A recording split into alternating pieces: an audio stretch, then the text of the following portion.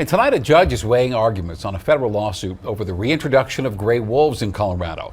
Now, reintroduction was approved by voters in Colorado in 2020, but several cattle ranch groups argue it violates federal regulations. Denver 7's Sam Pena was in court today to hear both sides of the debate.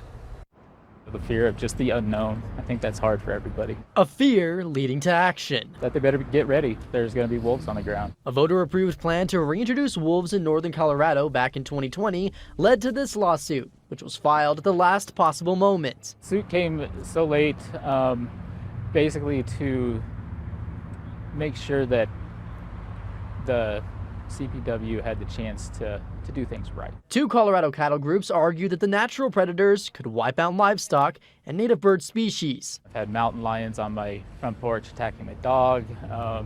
That makes you fear for your family. Is a wolf going to do that? Is a wolf going to do that to your animals out on the ground that you're trying to protect? And say the state didn't complete a proper environmental review under the National Environmental Protection Act, which is known as NEPA. Their legal argument is wrong. It's challenging the wrong decision. But the state and federal government argue they did complete an impact study. Even if it were right, it doesn't matter because there are ample other legal justifications for bringing wolves back. It was under a federal rule called 10J. We've had wolves back for decades now.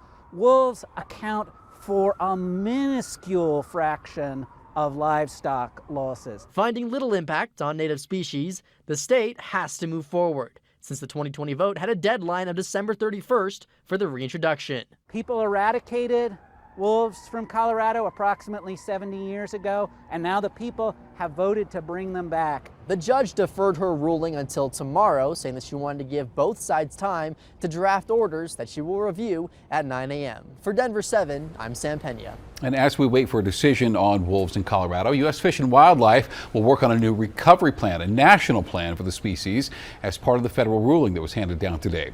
U.S. Fish and Wildlife must draft a recovery plan for gray wolves listed under the Endangered Species Act. The plan must be completed within 2 years unless the agency finds the plan would not promote conservation.